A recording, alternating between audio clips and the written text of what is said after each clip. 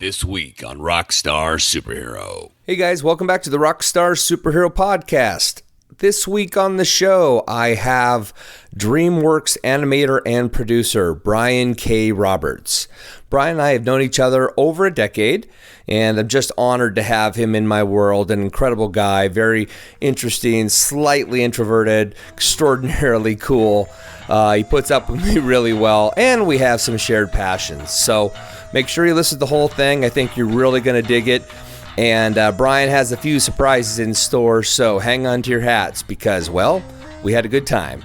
Thanks for listening and enjoy Rockstar Superhero Podcast with Brian Roberts of Dreamworks Pictures.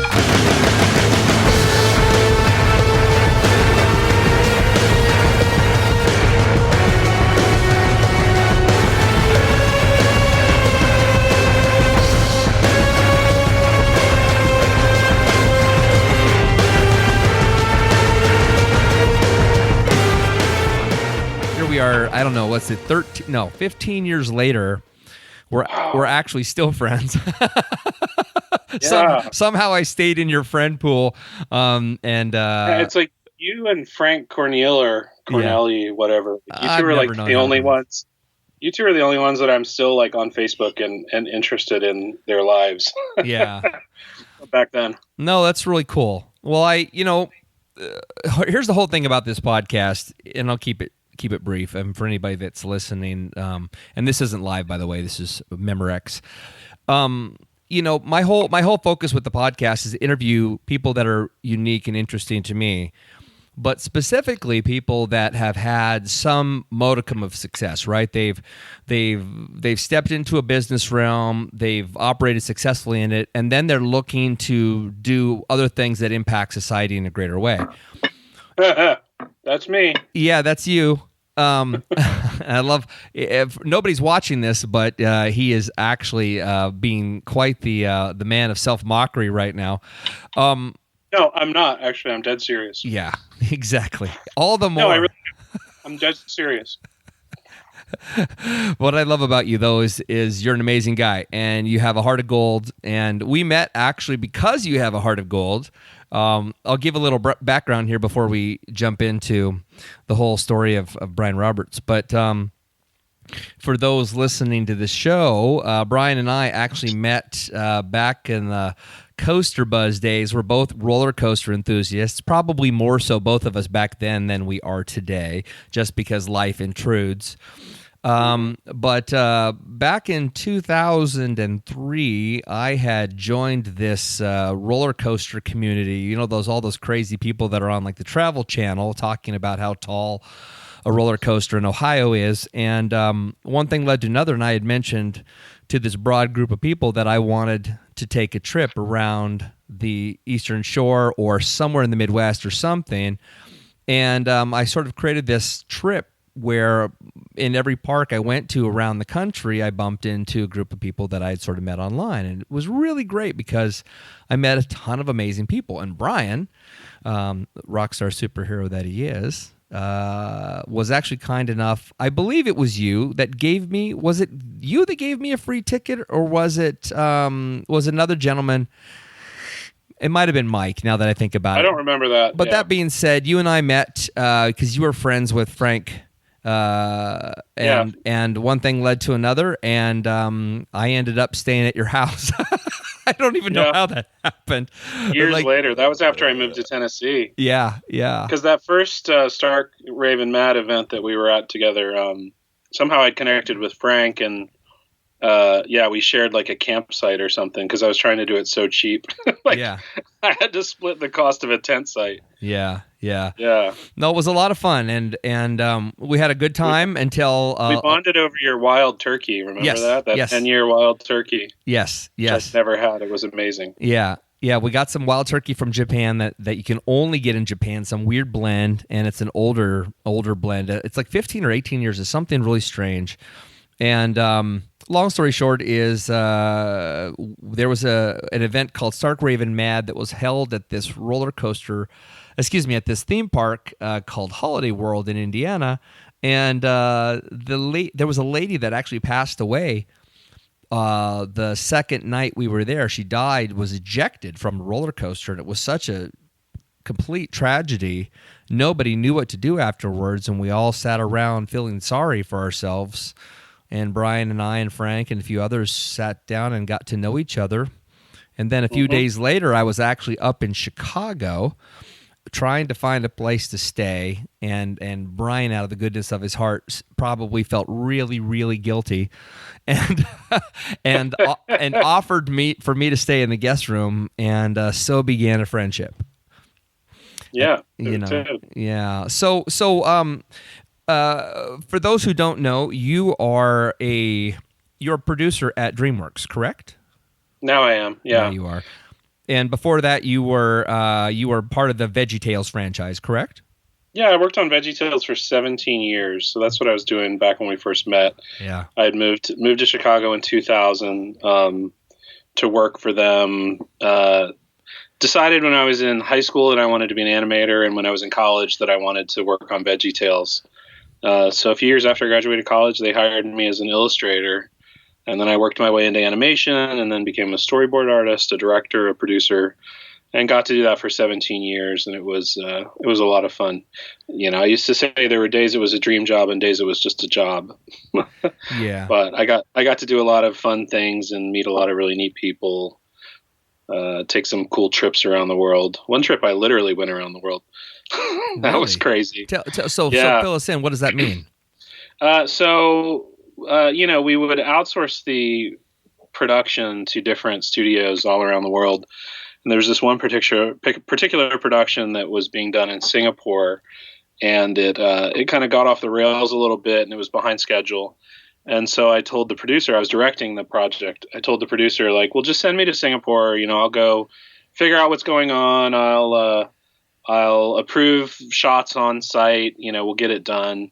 It'll just be a lot faster rather than, waiting 12 hours between every download and stuff like that.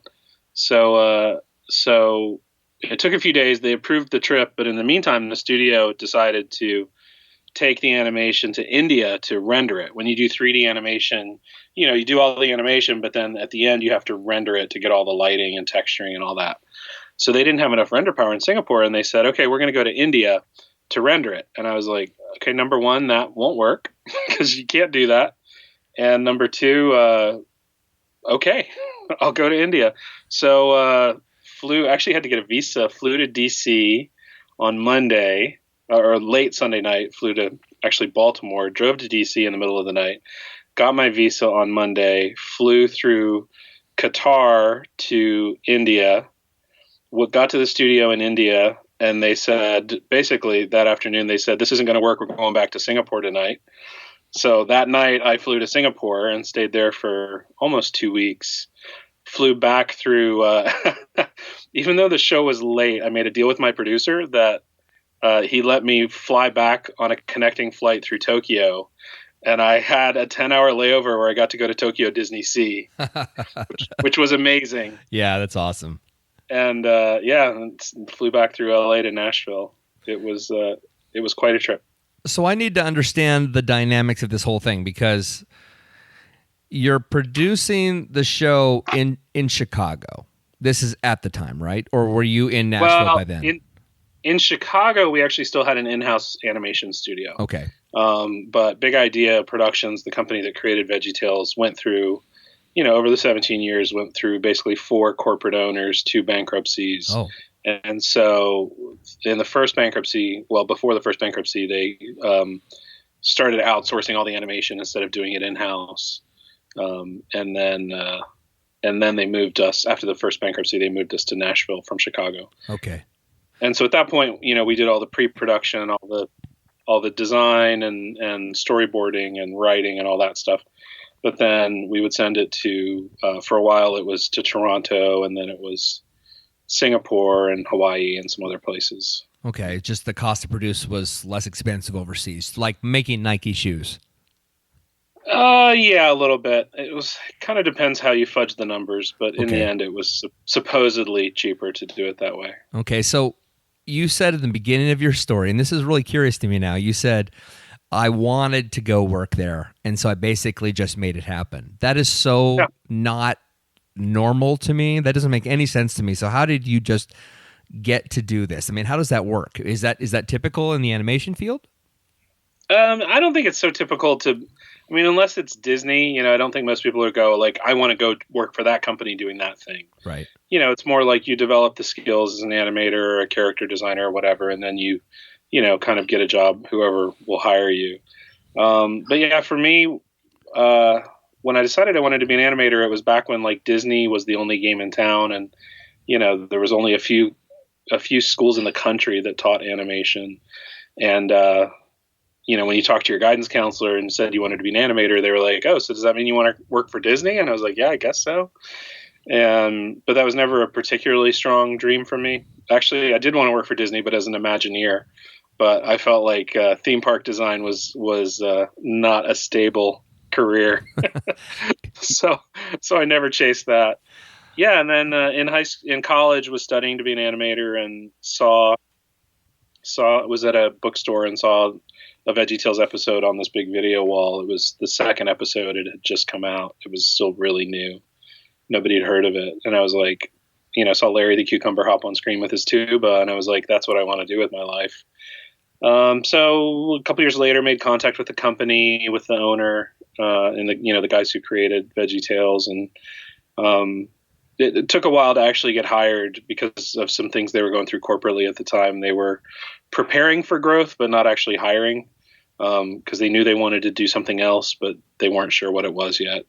And so it took a few years. Eventually I got hired as an illustrator. I wanted to be an animator.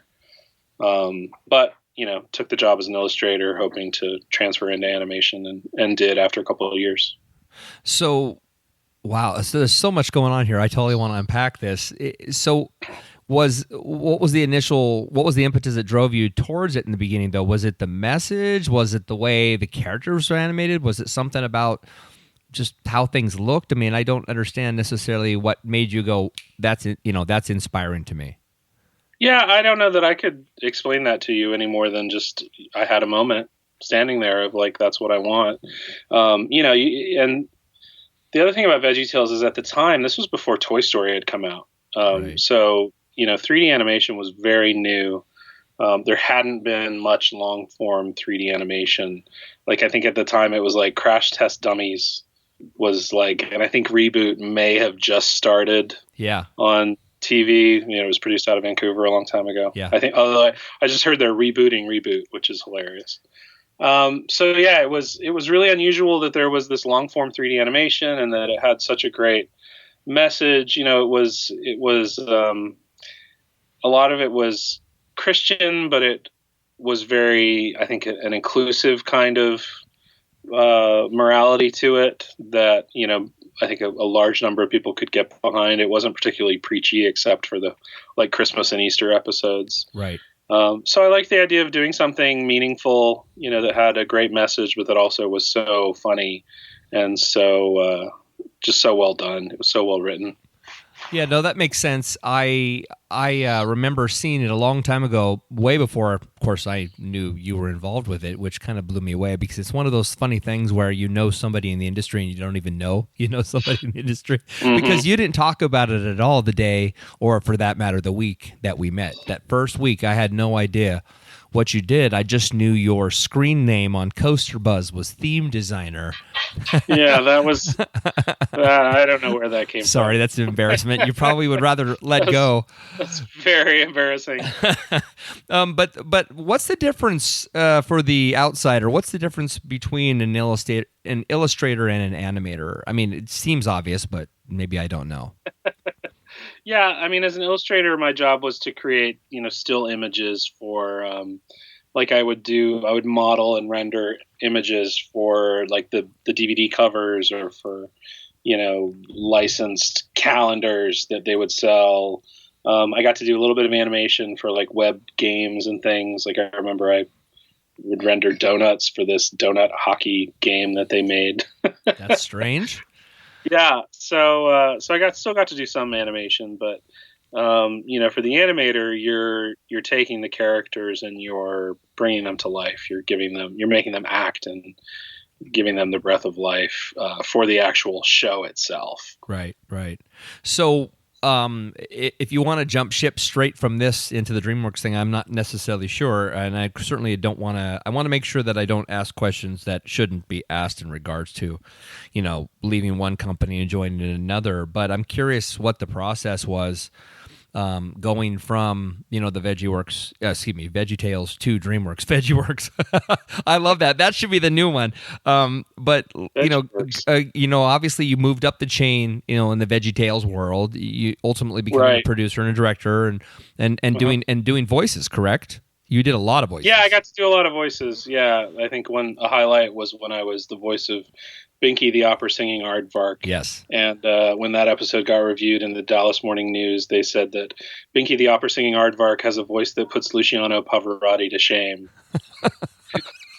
It's one of my finest moments. Nice. And they didn't mean shame in the figurative way. No, they were literal. They literally meant it. That's wonderful. I love it. I've never seen that, and I tried to do a lot of research for this, Brian, but the problem with your name is I know you already know this, but there's this like giant producer out there with the same freaking exact name, and it's so hard. Yeah, he was even a story editor on The Simpsons, and he uses the same K. Yes. So because my stage name is Brian K. Roberts, right, and he has the same thing. Yep. And for a while there, we had separate Wikipedia pages. Like there was a Wikipedia page about me, and then he had one with a differentiation. And then somebody mushed them together and made an inaccurate page. Yes. And then later somebody else just deleted my page and clarified that I was not him. So there was a time where I had a Wikipedia page, but I'm no longer important enough for that. No, it's funny because last night I was looking through IMDb and I saw both the pages, right? His superstar version of it, and the funny thing is I go onto the Wikipedia page and it says, if you're here on this page, and the other Brian K. Roberts, and I just started laughing because I knew you'd appreciate that. It was just so silly. I love it. So well, especially now that I'm in Hollywood, it's I've had a couple of times where somebody goes like, "Oh, I know Brian K. Roberts," and I'm like, "No, it's not. I'm not that one." Yeah. The other one that you haven't heard of. Oh my gosh, that's hilarious. Well, so yeah, what was the process in going up the chain with, during the Veggie Tales years, and how did you ultimately end up stepping over the threshold into DreamWorks? Yeah, so I mean, I never actually left. I've never left a company. It's been interesting. My whole career has been 18 years now, almost 19 of, just of kind of getting acquired by other companies. So Big Idea went bankrupt. It got bought by a company called Classic Media. They sold to a company called Entertainment Rights. That company had its financial struggles, got bought back by the Classic Media guys. Then they sold their company to DreamWorks. Gosh, I don't even remember how long ago. Was it 6 years ago now? And then a couple years ago, DreamWorks got acquired by Universal. So I was working for DreamWorks in Nashville for about 4 years. Right. And I remember the week that they bought us, I told Catherine, I was like, if there's a chance this ends in us moving to LA, if this goes a certain way. And sure enough, about 2 years ago now, they called me and said, "Hey, you want to come help us make a new show based on, one of our biggest franchise movies?" And I was like, "Yep, I think so. Let me talk to my wife." Yeah, you had preset the potential. That's great. Good move. Yeah, so she kind of knew it was a possibility, and she was so supportive. She was really sweet. She was like, as long as we have a safe place to live and we can find a school where we feel like the kids' needs will be met. So we have 3 kids, 2 middle schoolers and an elementary schooler. Yeah. If we can have those things, then why would we not at least try it? Right. Though we loved Nashville. We had a great house and a great neighborhood. The kids had amazing friends, a lot of great relationships that we left behind. So it was wrenching. She actually was more into it than I was at one point. Like when I was, when we were really trying to figure out whether to take it or not, she was more positive on it than I was. Yeah, that has to be tough. I don't know how much moving you did as a child, but none. Okay, that makes a lot of sense. Use the word wrenching. That's a pretty potent word. So I lived in the same house until I graduated college. Okay, and that house that I visited you in Chicago all those years ago, was that a family home? Or was that your own No, residence? yeah, we owned that for a couple years when we were in Chicago. We bought it right when we got married. Okay. So then the process of having to pick up and sort of restart, I mean, you're talking radical culture change, right? I mean, living in the South, I mean, I don't care, you talk about Tennessee, it's the South, right? It's the South. Going to clearly a very, very a very liberal place comparably, and I'm wondering what that felt like just stepping across into that world, let alone the physical move and then the new business culture, and everything is very different because I'm sure not one thing is like it was in Tennessee. No, and what was interesting for me is that I really felt like I was living someone else's life for about 6 months. Like just because I didn't recognize anything except for my wife and kids, everything was different. Even to the point where we had 2 new cars because our cars in Tennessee were both like 15 years old. And we were like, I'm not going to spend that much money to move a car that's worth less than that. Right. And so, and after doing my job changed a lot at Veggie Tales over the years, which is why I never got bored. Because literally every year I was doing and learning something new with new people and having new opportunities for growth. Because I think a lot of times you hear about somebody like who stayed in the same job for 17 years and you think, well, they must not be very ambitious, or, right. And it was not that at all. It was that every year I had some amazing new opportunity and challenge that I got to learn from and grow from. Some of it was hard and some of it was amazing, but it was a constant growth for that whole time. And so, if it had been boring, I actually knew someone who was there for about 15 years, and he started as, a junior, like this title of job. And when he left, he was a senior of this title of job. Like for 15 years, his job was basically exactly the same. Yeah. I couldn't have done that. But for me, every year it was something new and something different. So, but after doing the same thing with a lot of the same people for that long, to suddenly be in a new office, a new job, a new property, a new car, a new house, new friends, new church, new everything was just, it was overwhelming for a while. Yeah, I imagine it has to be pretty tough. I mean, being a creative person and being a successful creative person, I mean, there's a lot of identity in that. And then, and used to being where you're at, like you said, it doesn't matter if you've been there for a really long time. The fact is you were constantly evolving, changing, and you were moving up the chain, right? I mean, you started as an illustrator, and by the end, you're a producer. Co-executive producer with my last title. And so there, I mean, even the term executive, on a right? Netflix original series, which was pretty hoity-toity to be able to say that. Yeah, you beat me to the punch. I it's on my notes here. I'm supposed to say it, but that's so true, and that's fabulous. And what I love about you is you've kept yourself grounded through this whole thing. So many people wouldn't do that, Brian. And then, well, my wife keeps me grounded. Okay. Do you find that you get lost in your? Yeah. I do a little bit. I love to I love to think highly of myself. My wife's amazing. She's one of the funniest people I've ever met. Just a little funny sidebar. I had a friend at work who I worked with for 12 or 13 years, and he was single for a lot of that. And one day he was frustrated with his girlfriend and hung up the phone with her in like anger. And he goes, Brian, you know what the problem with women is? And it's like, oh, this is going to be good. Tell me what the problem with the women is, because I'm anxious to hear this. He was like, the problem with women is they're just not funny. He says, tell me honestly, does Catherine ever really make you laugh? And I was like my jaw hit the floor, and I was like, every day. Yeah. Every single day. So she definitely keeps my ego in check. When we were in the process of moving here, I said something about how, I was going to be a Hollywood producer now. And she was like, no. She says, you're a Glendale producer. You're not a Hollywood producer.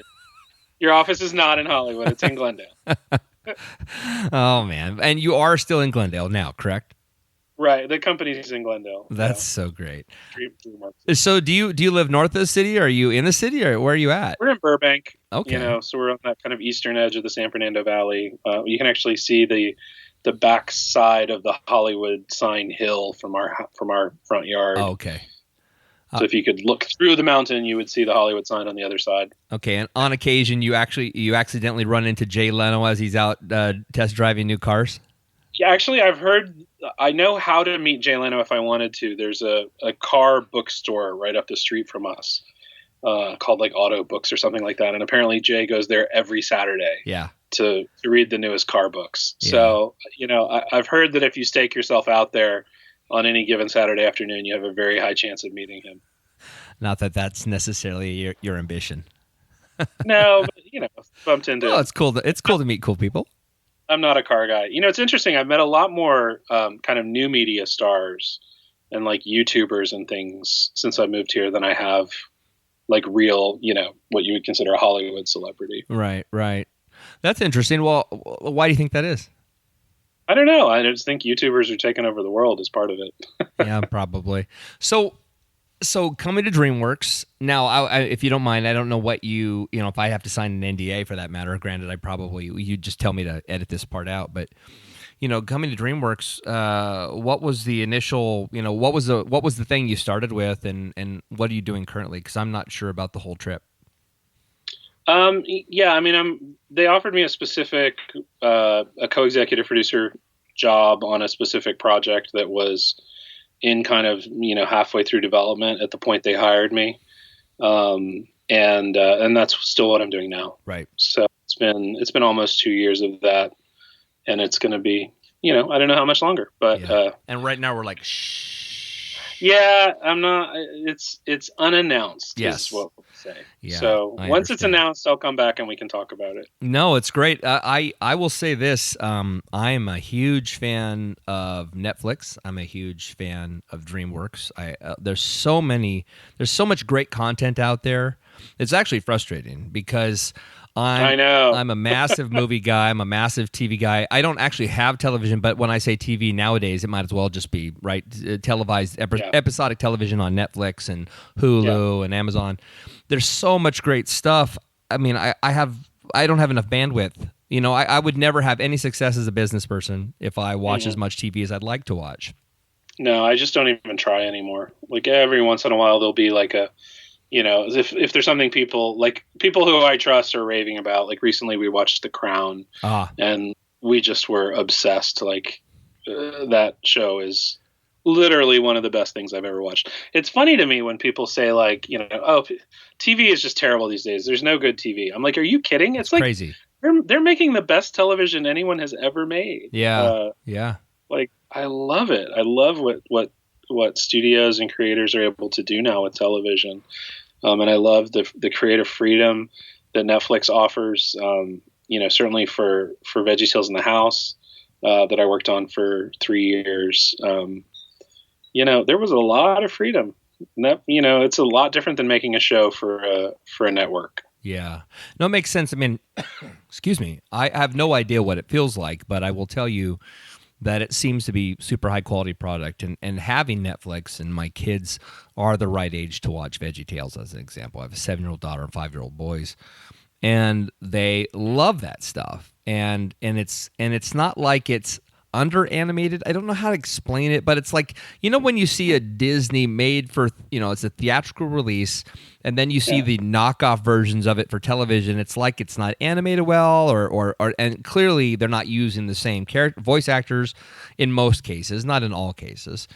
It's always kind of a shock to see just a high integrity product from front to back, and that seems to be what Veggie Tales did all the way through the spectrum. It never lost quality.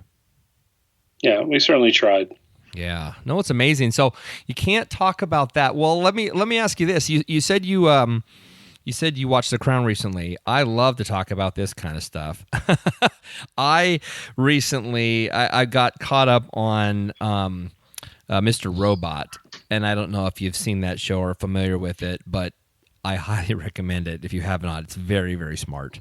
I have not. And secondly, although it's incredibly violent, Netflix The Punisher is really, really something. It's a really the Jon Bernthal show. Yeah, it's really well done. I mean, it starts out a little, well, honestly, just average, if you will, but it ramps up the speed. I mean, big time. And my wife, who's not into any sort of violent or foul language, anything like that, she's very much wants a nice, safe environment to watch her TV or movies, and she was just reveling in the intensity. So I recommend, I recommend it to you highly. It's really an extraordinary program. It's written incredibly well, acted very well, and then as is typical with a show based around revenge, when the poop hits the fan, it hits it hard. Yeah. You know what I mean? So what is it like? Was there something thematic about it that you responded to? I think it was the fact that every character in the show is deeply conflicted, not just the idea of, say, how the Batman remakes, not remakes, whatever you call it, the reimagining from the Dark Knight series and whatnot. It's the idea that every character has to be sort of reimagined as a dark and brooding character. It's all the ideas of that, and this repeats that, but for some reason you really care about the character, and it's not that you want him to beat the bad guy. You do by the end, certainly, because so much happens.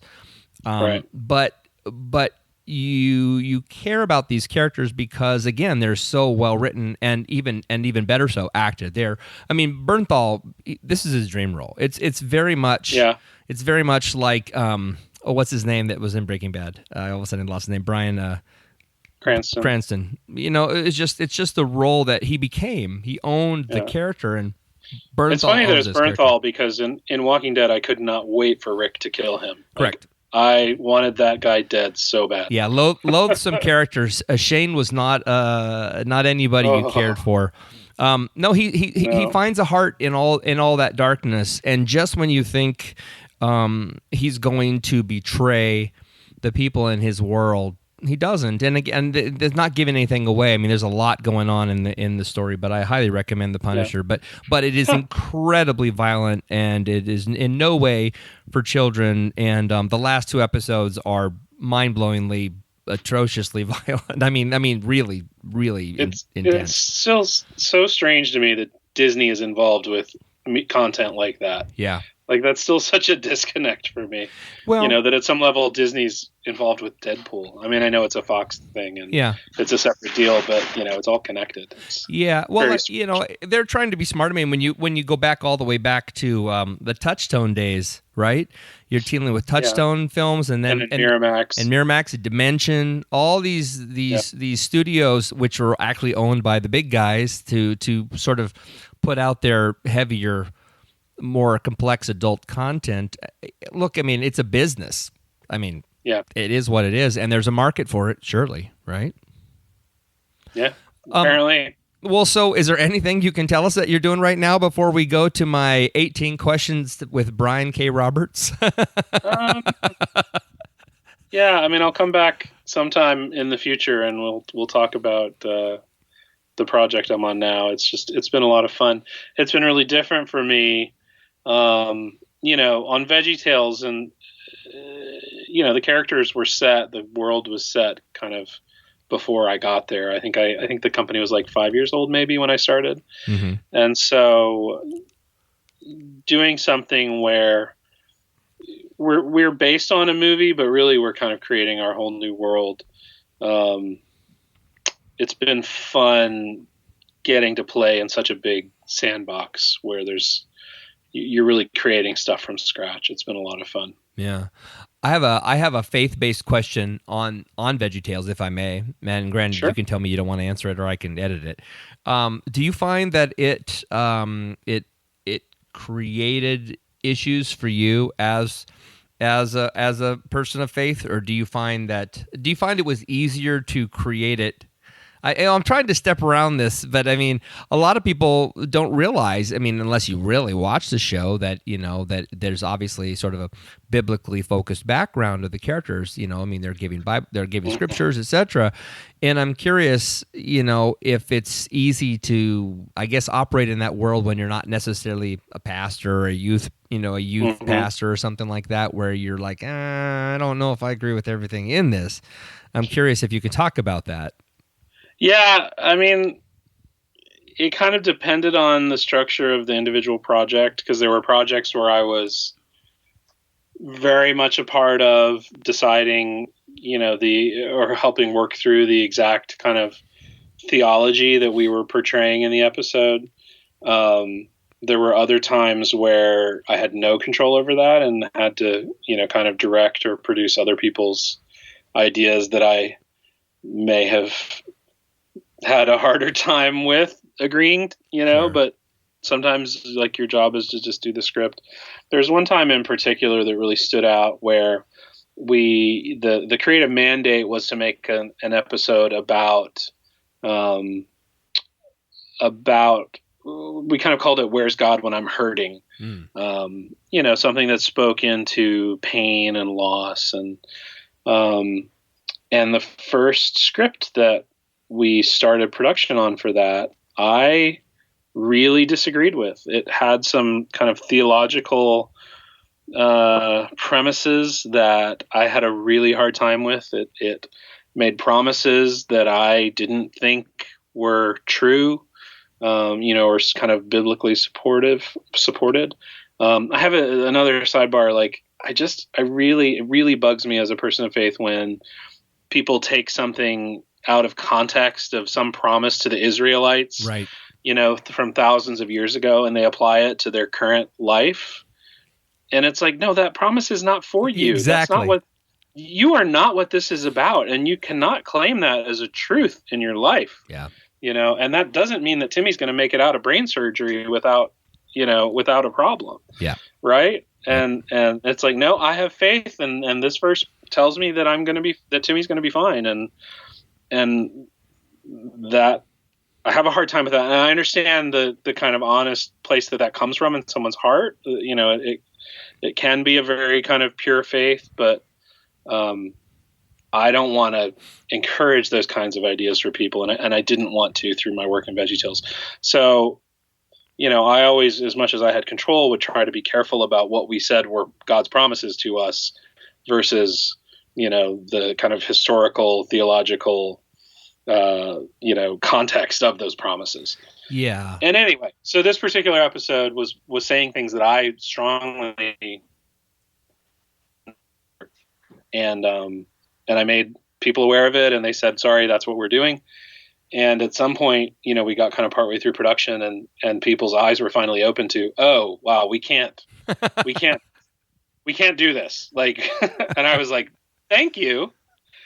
And so we rewrote the whole episode. We'd already designed it, rewrote everything, and came to something that I felt was much truer and much more honest. And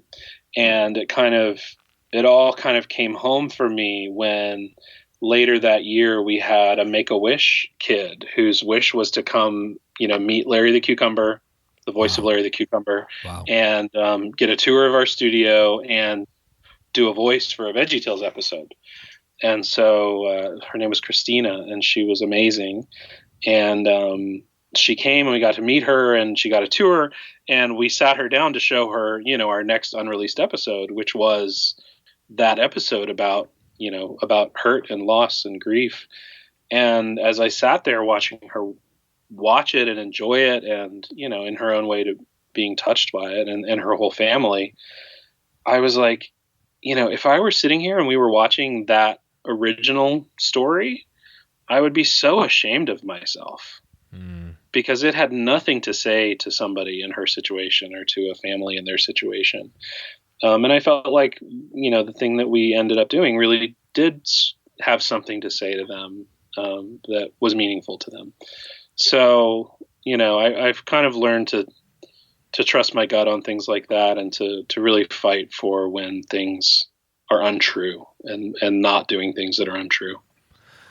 Well, thank you for sharing that, Brian. I excuse me again. I know that, I don't know, it's always a difficult thing to talk about because I like to joke that if you put 100 believers into a room, and they'll all tell you why abortion is right or wrong. In other words, you can't even get believers to agree on anything. I mean, you can't get anybody. That's the point. You can't get anybody to agree on anything. And so it really comes down to your gut and the fact that you kind of held firm. I mean, obviously, there was a battle, but you went through that. And I can tell, I mean, listeners aren't seeing your face, but when you were telling that story, you were instantly transported to seeing that little girl's face. And I could tell, because I could see it in your eyes, that it still hurts. And, this is why I love you. This is actually why I wanted you on my show. I mean, clearly, I'm not the greatest podcaster in the world, but I think everybody in the world is extraordinary. Now, I'm fortunate enough that I have a fair amount of quote-unquote well-known extraordinary people in my life as well. And you may not be sort of, this Hollywood legend or anything, but you're in a unique space. I'm a Glendale legend. You're a Glendale legend. Yeah, you've made your way. Yeah. You've made your way up that ladder. You've done something very few people achieve. I'm actually literally on the top floor of the tallest building in Glendale. So I am. My office is. I am as high as you can go in the city of Glendale. Oh my goodness, that's awesome. So you're ruining my mojo. No. You're complimenting me. Yeah, no, but it is special, and it goes back to this idea, this concept, the conceit of what I originally started this podcast was that I believe everybody's awesome at something, truly awesome at something, and very few people actually do the thing they're made for, because this is America as an example, right? And in our culture, we're told that you've got to go make money, you've got to go have influence, you've got to have the hot wife, you've got to have the cool car, you got to have the awesome house, you got to have a couple $1 million in the bank by the time you're quote unquote retirement age. You have to have all these things and success in a lot of them for anybody to even remotely consider you a success, right? With quotes around it. And that is obviously clearly a lie. It's a culture of lies. And this is not go ahead. Good. No, it's fine. Finish up. This is not of course, a religious conversation. This is just simply stating the fact that I think that most people, they wonder why their lives got away from them, that they didn't achieve what they were designed to do. They don't go with that gut instinct. And this goes back to the very first thing that you said about Veggie Tales. You knew there was a moment of clarity where you said, this is for me. I'm compelled to do it. I'm going to pursue this. I'm going to let them know I want to be a part of this. I'm going to study and get this skill set in place so I can participate in this world. And then your ambition and your passion, all those things that we say we should be as an American business leader, if you will, drove you to the upper echelons of that business, and that's why you're sitting at Dreamworks today. I mean, it's just the truth. You stuck to your gut, and at the same time, you fought battles you knew you could win and or at least compromise with. That was an appropriate compromise, but you never sold yourself out. And I know you didn't. I know you didn't sell yourself out. You might have failed at times, but you didn't just cave into culture. And I think that's what makes you extraordinary. And that's why I wanted to talk to you today. And that's also what I wanted to know on the backside of what, if you see a vision, perfect place for you to go, the next place of your life, let's say Dreamworks, you hit that apogee, right? You hit the top. Where do you go from there? Is it now all about passion and purpose and, creating a legacy? What does it mean? So I know there's a lot to unpack in there, and you had a thought. So go ahead. I did. Run with it. I bristle even at the idea that we're made for something particular, and that there's a way that you can fail to do what you were made for. I struggle with that a lot I feel like there's a certain amount of like, upper middle class prosperity gospel wrapped up into this idea that, that there's something that you're supposed to do, and you'll know that you're successful in it when you make a stable career out of it, right? And it's like that's how we define our success. And I like there's so many, amazing like singer-songwriters out there who are like, oh, when I can just, quit my day job, or when I can just do this full time. Right. And honestly, I feel like in the grand scope of history, artists being able to make like a comfortable middle class living doing their music or their art or their whatever, I think it's in the grand sweep of history, it's going to be a blip, a late 20th, early 20th century blip, that the artists define their success by their ability to make a comfortable middle class or better living at it. Yeah. So I don't know. I guess my challenge is like, if it's not that you're made for something, but that if you have passions, don't define your success or failure at them by whether or not you get to do them full time. Like work on them and chase them and follow them like with every spare moment you have.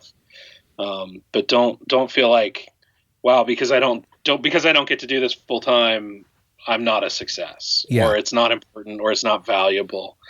I think, yeah. Anyway. No, I think that's great. I love what you shared. And I don't necessarily disagree. I think I am not a fan of any sort of prosperity teaching, because I think that's a bunch of bull crap. And what I mean by that is there's a whole bunch of people out there, as an example, who are highly, highly prosperous in the sense of their joy. And people can roll their eyes when they hear this, but here's the truth. There are people out there that are dry cleaners who are the best dry cleaners in the world, and they love being dry cleaners. And I have another podcast. A gentleman here in Seattle he's a local radio guy, 30 years, and he's he's a legend, right, in the area. And he and I were talking about this the other day, and he was like, "Well, yeah, except the fact that there isn't a super happy dry cleaner out there." kind of a mocking joke, and I said, well, actually, that's not. I don't believe that. No, it's not true. There's a guy. He actually just recently passed away, but there was a dry cleaner out here in North Bend, Washington, where they filmed Twin Peaks, and this guy was amazing. And you'd go in there and he'd just, hello, Rob, how are you? And he'd know he had your phone number memorized, which just freaked me out, because that's a little strange. Right. There was hundreds. I mean, you could stand there and watch him, and he had everybody's number memorized. It was mind-blowing. And he loved his gig. He just loved it. And he worked, the traditional dry cleaner hours, it's like 6 a.m. to 10 p.m., 6-7 days a week. And he died there. He actually had a heart attack in the store. He died doing it. But I'm telling you, he loved it. And when I went in the store after he passed, I didn't know he passed. I went in to drop some stuff off, and I'm like, where's Fred? And his wife kind of comes up, and she's got this tear, this one single tear. And like his nephew comes up, and he says, he passed away, like 2 days ago from a heart attack. And his wife said, but he loved this job, and he really liked you, Rob. You know what I mean? And so there is something for everybody, and I really do hope that people don't get caught up. Now, granted, what I really mean to say, and so you took me to task on this, and this is good. It's not so much that you're only good at one thing, or there's one thing made for you, but there is something out there for you to go get. And I really do believe that there is a place for you. It doesn't mean it's a place of fame or success or financial, high net worth. But I do believe, I mean, as my belief in a creator, and I have to, me at least, I have to say that I feel that there is perfection in all the imperfections, meaning that there is a perfection at the end. It's not happening right now, but it's like it all comes together, right? And I'll never understand it, and I don't want to try. But that whole hindsight being 2020, there's not a moment that I can look back in my life, especially moments where I failed, that I haven't seen something amazing come out of it. And I mean, I know we all know this. I'm not teaching anybody anything new, but I just want to remind people and even say to you that there is something extraordinary waiting for us. And even if we have extraordinary lives, we're just getting started, man. I mean, you're in a place of a lot of people wish they were, even though they don't wish they were, right? I mean, you know better only because you do what you do, and it's not true, right? There's a whole bunch of people who want to get, famous in the music business, and having come from the music business, I can tell you, you probably don't really want what you think you want. Yeah. But all that being said, you do have a position of authority, a position of notoriety, an economic boost, right? There's all these little things that come with that. And yet there's so much in front of you because you have chosen to do the work to position yourself in such a way that should you retire today, for example, the next step would be the next step in Brian Roberts' evolution. And I don't mean that in, you know what I mean, but literally in the what do we do next? How do we impact the world? Because if we only get one shot, and I got limited bandwidth, I'm only going to hang out with great people. I'm only going to do everything I can. And granted, I fail, but the only thing I can to do be as positive and influential as I can for others. Push them because I love them, right? Lead them, create victory, create passion, and just push. Because am I going to be John Lennon when I die? No. Are you? Probably not. But who knows? I mean, I guarantee you Moses didn't think he was going to be Moses when he died either. It's the way things are. We have impact. We don't even know the kind of impact we're going to create, but I like that idea. Yeah. Yeah. I was reflecting actually recently on, people who achieve great things. I got the chance to meet someone and get to know a little bit, somebody who has just accomplished some really amazing things in his life. And it just occurred to me, he's just a dude. He's just a dude who had an idea of something to do and did it, and now has changed lives and impacted lots of people. And in the end, it's all just dudes and dudettes. Like, so true. They're all the people who change the world are just like you, and they at some point they had an idea or an opportunity, and they just did it, and in many cases, it's the only reason they were able to seize the opportunity is because they had prepared for it. Yeah. Have you ever seen this video? There was a video from, I don't know, probably 4 or 5 years ago of Kristen Chenoweth. You know who she is? Yeah. The Broadway star. She was doing a show at the Hollywood Bowl, and she plucks a random woman out of the audience to sing a song from Wicked with her, a duet. And apparently it was something she did at her show, at that time. And the woman that she picked out of the audience, I think her name was Kristen Horn, went up and, this is all on video, and it went like super mega viral because she was amazing. Like, she knew the whole song. She knew the harmonies. Like, she knew the emotion. Like, that woman, it was like they'd rehearsed it. And I know someone who knows Kristen and have heard the backstory. Like, it was all legit. Awesome. Kristen plucked her out of the audience, and now, is it Kristen Horn? Sarah Horn? I don't know. Something Horn is the singer. Okay. And now she has this huge career, very largely driven off of the success of that viral video. And it's like, the reason she has that is because she was ready for that moment of lightning, Right. because she's a voice coach. She has a degree in performance and musical performance from, I think, Belmont in Nashville. The moment worked for her because she was ready for it, and because she'd worked to be ready for that kind of moment. So in the end, I think most people who achieve great things just have that moment that they're ready for because they've prepared, and just go for it. It's not that they're such an amazing particular person. So true. No, that's true. That's probably the best thing we get out of this particular podcast tonight is that is a guaranteed truth. You need to be prepared for the moment because that moment will come. And that will happen very rarely, meaning you need to be ready when it does.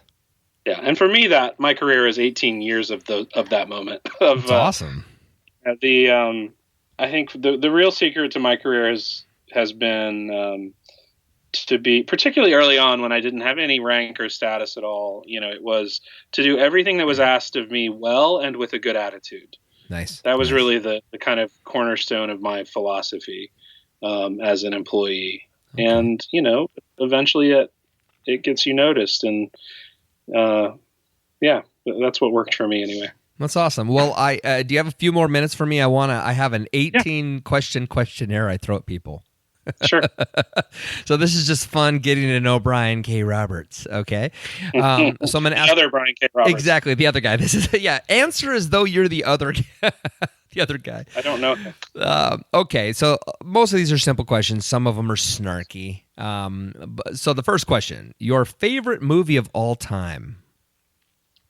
It's so cheesy, but it's got to be.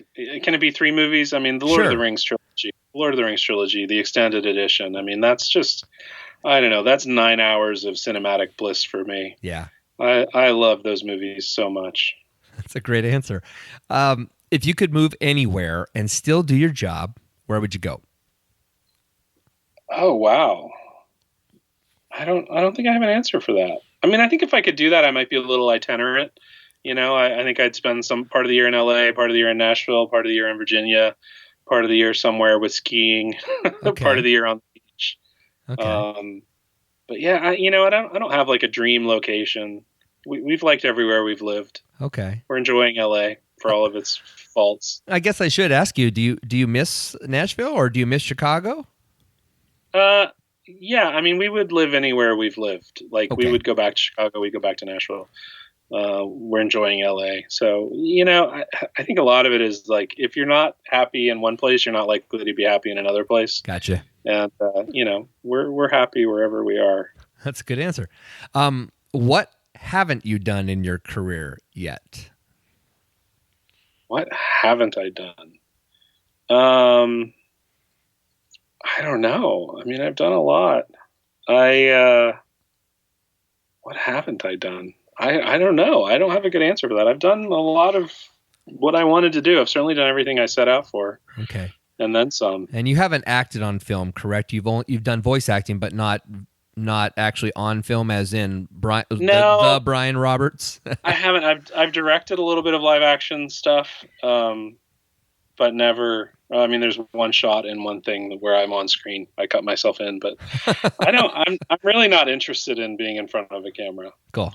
I've got a face for radio, as they say. Amen, brother. On a scale of 1 to 10, how weird do you think you are? Oh, I'm really weird. I'm at least up to an 8. Okay. Is it the roller coaster thing, or is it something else? Oh, no, it's so much more. Yeah, my brain is not normal. Okay. Okay. I'm neurodivergent, as they say. Oh, my goodness. That's fancy. What's your favorite part about Christmas? Christmas. Oh, I love the tree. Man, I just love that tree. It was a source of marital strife early on, because I'd always wanted to grow up and have live trees, because we always had fake trees when I was a kid. And then, my wife just has no interest in live trees. And then some friends of ours bought a live tree once and ended up having to have their whole house fogged because of a flea infestation. Oh, no. And my wife was like, never. We are never having a live tree. So I have to live with a really nice fake tree. What's the strangest thing you've eaten? Probably durian when I was in Singapore. I don't get it. So they say that's the fruit. They say smells like heaven, tastes like heaven, smells like hell. Right, right. And I just don't know why you would put yourself through that. Sure. I certainly would never do it again. Okay. What body part do you like more, your arms or your legs? Well, my legs. I have fantastic thighs. They're glorious. Glistening in the sun. Oh, they are strong and toned. Okay, so tell me something that you know is 100% incorrect, yet everyone else thinks is right. Wow. This is a hard question. That's the point. 100? I'll edit out all the silence, so take your time. Yeah. Okay. Dude. Exactly. 100. Can I Google something?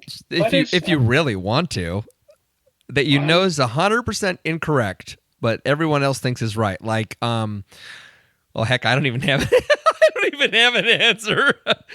This is a terrible question. Right, like in the coaster world, for example, Steel Dragon 2000 is 318 feet, but you could argue that with some nerd who's like, no, it's 319 feet, and you just can't wait to get out your iPhone and like set him straight while he's standing in line for 2 hours.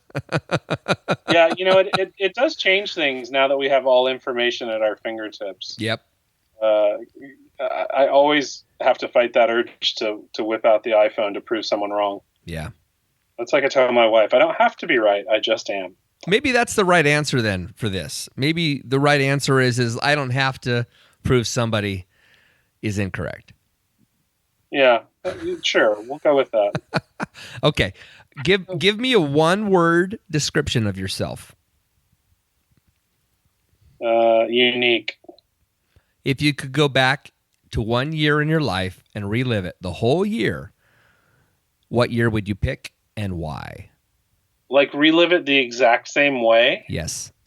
Like everything would have to be the same? Yes. Like I'm just watching a movie of it? You're in you, but yeah, you get to watch it from you knowing what you experienced, but I can't change anything. Correct. You get to re-experience the pleasure and the pain. I don't know. I'm really enjoying this year. This year is really good. Okay. Nice. Very safe answer. That's good. Well, That's fine. That's fine. Yeah. Do you have a favorite sports franchise? I really don't understand sports. Okay. I mean, like if you really press me, I'm a Cubs fan from my years in Chicago, and I'm basically a Cubs fan whenever they make it to the playoffs.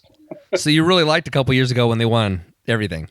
That was so much fun. I got to watch them win in a Chicago sports bar down the street from here with a bunch of other ex-Chicagoans, and it was so much fun. Nice. That was an electric room. You remember? Did you watch that game? I didn't. I don't have television, so I just know it happened because of Facebook. I don't either, which is why I had to go to the sports bar. But so you're in this room with hundreds of Chicago fans in LA, or maybe, I don't know, 200. It wasn't that big of a bar, but that was the game where like they were tied at the end, so they went into overtime, but then there was a rain delay, and the Cubs had been ahead, and then they like had a massive, like falling towards the end, and like, I mean, there were grown men weeping in that bar because they're like, here we go, the Cubs are doing it to us again. Right. So I've never seen such joy in a room as when they turned that game around and won it. It's awesome. Would you rather drive the highways of Los Angeles or live full-time in the woods in Kentucky? Can you say that again? Would you rather drive the highways of Los Angeles or live full-time in the woods in the hills of Kentucky? For where I'm at in my life right now, I'll definitely take Los Angeles. Good answer. I think there will be a time in retirement where Kentucky will look fine, but sure. For now, I'll take Los Angeles. Cool. What is your superpower? Being right. Not whipping out your iPhone every 5 seconds. Is there such thing as an animation mishap? What do you mean by that? Well, I was thinking about this when I was writing these questions out, and I was thinking about, when you were animating or, working on Veggie Tales, or for that matter, what you're doing now. And was there ever a moment where somebody animated something in that you knew didn't belong, similar to the Roger Rabbit, Jessica Rabbit underwear thing, or where there was something that's not supposed to be there? Let's just say that I had to give very specific direction whenever Larry the Cucumber was holding something small and cylinder shaped. I got it. There were lots of awkward conversations around Yeah, that. Like, could you move that over here, please? That is awesome. What are 3 things you cannot live without? Gosh, 3 things: air, water, and food. Great. That's the obvious answer. Come on. Which do you prefer, country or gospel music? I mean, if you made me choose, I'd probably go with gospel. Okay. Even living in Nashville, I never particularly got into country music, although it was fun to go downtown and go to the honky tonks, but it's not something I listen to voluntarily. Nice. So you told me you were unique. You used the one word to describe yourself, unique. What is your worst attribute? Definitely procrastination. I'm one of those people who thrives on the last minute, the last minute pressure of having to get something done. And it's definitely something I've had to learn how to manage professionally, particularly after getting out here in LA. It doesn't work. You can't work that way. Yeah. And it causes lots of stress for other people. And, to me, one of your jobs when you're in a corporate environment is to make other people's jobs easier. And if you're always doing everything at the last minute, you're making other people's jobs harder and causing them stress, and it's not fair. So that ends the lesson there for the questions. The only last thing I guess I want to ask you before I let you go tonight is there anything that I didn't ask you about tonight that you would love to share with people, or any words of advice just from your experience in the industry? Wow, words of advice. I'm very wise, so I should have something to say. Yeah. Yes. I think that to me the biggest thing is what I said earlier about doing anything you're asked well and with a good attitude. I think that's the key to success in so many things, but particularly in corporate America. Having kind of I used the word at Dreamworks once, a servant's heart, and they made such fun of me for saying that because it just sounded so evangelical to them. It does. But I mean, truly to try to approach every situation with kind of a spirit of service to, the people that you're working with, finding ways to help them be successful, and to support them, to build other people up, to promote your team members to upper management, because when you get to a level, a position like I'm in now, there are times when I get to speak directly to like the bosses and say, hey, by the way, this person who does this thing is incredible. And like, you need to be aware of how great they are and what an asset they are to the company. And in LA, that's not really common. And it really strikes people when you're that way of building other people up and using your platform to support others. It makes a big impact, both in how people perceive you, but but also in those other people's lives. Yeah, no, I think that's perfect, Brian. It's a great way to end it. You are very clearly a man that believes in agape love, the idea of just loving unconditionally, and you're an edifier. And those are 2 things that are rare. And I'm really proud that you're in my life, and I'm just so grateful that you gave me time tonight, and I can't wait for people to hear this. I think they're going to really enjoy just getting behind the scenes a little bit about what it's like to be you and what it's like to be in your industry. But I just love what you shared tonight, and there's a lot of joy in you, and I miss hanging out with you, and I hope I don't have to wait 15 years to see you again. Yeah, come down to Magic Mountain sometimes. I will. I promise you, buddy. It's only 30 minutes away. Good deal. I've got it, man. I haven't been there since 2005. I mean, that's a long time. It's a long time. No Tatsu, none of that stuff for me, ever. Never. Tatsu. Never Full throttle. Yeah, I've never hit any of that stuff. You need to come. Okay, I promise. I'll come down. Flight. I'll make it happen. All right, buddy. Be good.